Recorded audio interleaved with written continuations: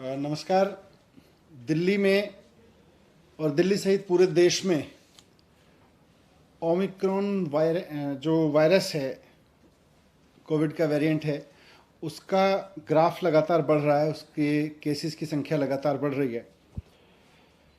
पर अच्छी बात यह है कि इंटरनेशनली जो ट्रेंड अभी तक देखने को मिले, उनसे हमने सबने बहुत कुछ सीखा देश में, और उससे ये भी समझ में आया कि ओमिक्रॉन कैसे बिहेव कर रहा है, उसका कैरेक्टर क्या है। तो इससे नुकसान ज़्यादा नहीं हो रहा, ये वही ट्रेंड शो कर रहा है जैसा ओमिक्रॉन ने दुनिया के और देशों में शो किया है। आज टोटल में देखें तो दिल्ली में इस समय करीब करीब पिछले 8-10 दिन में जो केसेस आए हैं, पॉजिटिव केसेस टोटल इस समय दिल्ली में करीब 11,000 हैं। अब उन 11,000 में से हॉस्पिटल में देखें तो करीब 350 केसेस हैं। उनमें से भी ऑक्सीजन पे देखें तो केवल 124 केस हैं। अब वो 350 में एयरपोर्ट से आए हुए लोग भी हैं, उसमें किसी और वजह से हॉस्पिटल में गए हुए लोग भी हैं, लेकिन अगर ऑक्सीजन पे देखें तो 124 लोग हैं कुल मिला के, और वेंटिलेटर पे देखें तो 7 लोग हैं। तो एक्सपर्ट्स का ये मानना है कि ओमिक्रॉन का अभी तक का जो बिहेवियर है, अभी तक का जो जिन लोगों को ओमिक्रॉन का इन्फेक्शन हो रहा है, उनको बहुत माइल्ड सिम्टम्स हो रहे हैं या नहीं हो रहे हैं और जल्दी ठीक हो जा रहे हैं। लेकिन फिर भी अगर लोगों को कोविड हो रहा है तो खतरा तो है, इसलिए इससे बच के रहना भी ज़रूरी है। और बच के रहने का सबसे बढ़िया तरीका है कि हम पूरी तरह से सेफ्टी रखें, हमेशा मास्क लगाएं बाहर निकलें तो, और जब भी भीड़ भाड़ में रहें तो मास्क लगा के रहें। होम आइसोलेशन इसका सबसे बढ़िया सॉल्यूशन है कि अगर किसी को कोविड हो जाता है और कोई सिम्टम नहीं है तो सारे एक्सपर्ट्स का ये मानना है कि होम आइसोलेशन ही रहना चाहिए। हॉस्पिटल केवल तभी जाएं जब आपकी ऑक्सीजन लेवल लगातार डिप हो रही हो या आपको कोई परेशानी हो, तो आज भी एक्सपर्ट्स ने यही बात दोहराई। लेकिन बढ़ते हुए केसेस को देखते हुए सरकार भी इस बात को लेकर चिंतित है कि ये बहुत तेज़ी से ना फैले।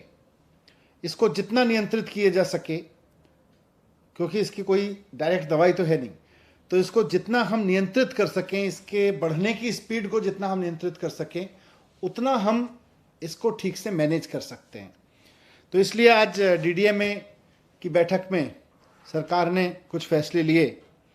उसमें सबसे इम्पॉर्टेंट है कि दिल्ली में सैटरडे और संडे को यानी वीकेंड्स पर अब कर्फ्यू रहेगा। तो लोगों से अपील है कि कर्फ्यू के दौरान बाहर ना निकलें, बहुत ज़रूरी होने पर हॉस्पिटल या कोई बहुत एसेंशियल ज़रूरत पर ही बाहर निकलें, लेकिन सैटरडे संडे को कर्फ्यू का पालन करें, घर में रहें, वर्क फ्रॉम होम करें या परिवार के साथ बैठें। दूसरा, केसेस ना बढ़ें, इसलिए ये भी फैसला लिया गया कि जितने भी गवर्नमेंट ऑफिसेज हैं उनमें एसेंशियल सर्विस वाले ऑफिसेज को छोड़कर सबको अभी दफ्तर आने से मना किया जाएगा और केवल ऑनलाइन या वर्क फ्रॉम होम कराया जाएगा। तो government offices work from home mode पे रहेंगे या ऑनलाइन मोड पे रहेंगे। प्राइवेट ऑफिसेज को 50% अलाउ किया जाएगा, वो 50% कैपेसिटी ऑफलाइन रखें और 50% ऑनलाइन या वर्क फ्रॉम होम रखें। एक और समस्या अभी पिछले दिनों में आ रही थी कि जो हमारे बस स्टॉप्स हैं दिल्ली में, लोग क्योंकि किसी न किसी काम से बाहर निकल ही रहे हैं, तो जो बस अड्डे हैं, बस स्टॉप्स हैं, बस स्टैंड हैं छोटे छोटे, और जो मेट्रो के स्टेशंस हैं, वो सुपर स्प्रेडर बनने का खतरा आ रहा था, क्योंकि आधी संख्या कर दी गई थी मेट्रो में कैपेसिटी की और साथ साथ बसेस में भी कैपेसिटी की, वो आधी कर दी गई थी संख्या, और उसकी वजह से मेट्रो स्टेशंस पर बहुत लंबी लंबी लाइनें लग रही थीं, बस स्टॉप्स पर बहुत लंबी लंबी लाइन लग रही थी, वहाँ भीड़ हो रही थी, कई जगह भीड़ अनियंत्रित भी हुई, और ऐसे में कोरोना ओमिक्रॉन जो है वो सुपर स्प्रेड हो सकता है वहाँ से। इसलिए इसको देखते हुए ये भी फैसला लिया गया कि बसें और मेट्रो पूरी कैपेसिटी पे चलेंगी, लेकिन एक भी व्यक्ति को बिना मास्क के अंदर अलाउ नहीं किया जाएगा।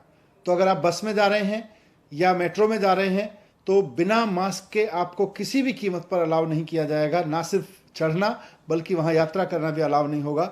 लेकिन बस और मेट्रो अब फुल कैपेसिटी पे चलेंगे, ये भी डिसीजन लिया गया। एक बार फिर से मैं कहूँगा कि घबराएं नहीं, घबराने की ज़रूरत नहीं है। मास्क को एक हथियार बनाएं, साथ साथ बहुत ज़रूरी हो तभी घर से बाहर निकलें, और जब निकलें तो अगर मेट्रो या ट्रेन से बस से जा रहे हैं तो उसमें भी ध्यान रखें कि मास्क लगा के चलेंगे। लेकिन सैटरडे संडे पूरी तरह से कर्फ्यू रहेगा। सर, कर्फ्यू रात में और दिन में उसको थोड़ा सा बता दें कैसा? नहीं, रात में तो लगातार चल रहा है, ये दिन में भी रहेगा। और इसमें एसेंशियल सर्विसेज के लिए किन किन कैटेगरी को आप लोग? एसेंशियल सर्विसेज पहले से, पिछले 2 साल से लगभग चल रहा है, तो खाने से लेके और मेडिकल से लेके और पुलिस और इस तरह की जितनी भी चीज़ें हैं एसेंशियल सर्विस में, इमरजेंसी सर्विसेज में, फूड आइटम्स, सब्जी और ये सब को नहीं रोका जाए।